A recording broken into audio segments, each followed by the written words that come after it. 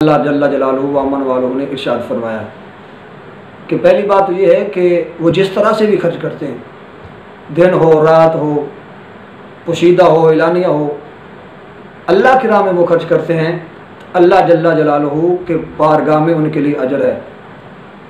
और दूसरा उनके लिए इनाम ये है कि वला खौफुन, उन पर कोई किसी किस्म का खौफ नहीं है, वला हुम यहज़नून, और ना ही उन्हें किसी किस्म का गम होगा।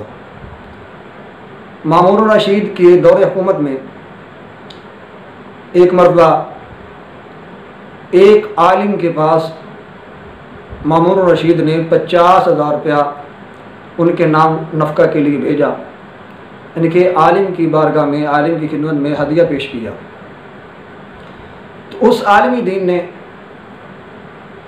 मामून रशीद का वो हदिया कबूल फरमा लिया और फ़ौरन फ़ुक़रा, यतामा और मसाकिन के अंदर वो रकम तकसीम कर दी।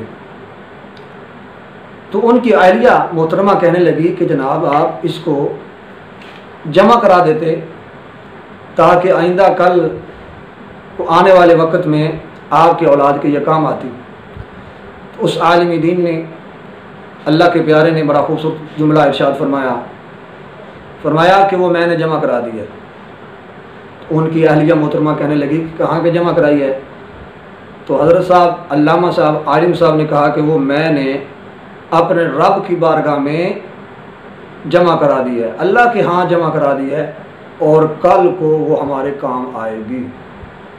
मतलब क्या है कि बरोज़ हशर वो रकम बतौर अल्लाह ताला इनामात, नेकियां वो अता फरमाएगा। तो गोया इस तरह वो उन्होंने अपनी रकम अल्लाह के बैंक में जमा करा दी।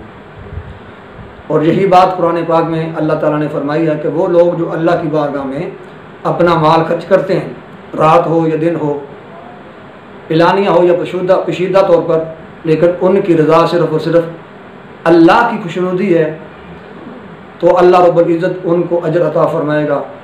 और एक इनाम यह है कि उन पर कोई खौफ नहीं होगा, वला हुम यहज़नून, और ना ही उन्हें किसी किस्म का गम होगा।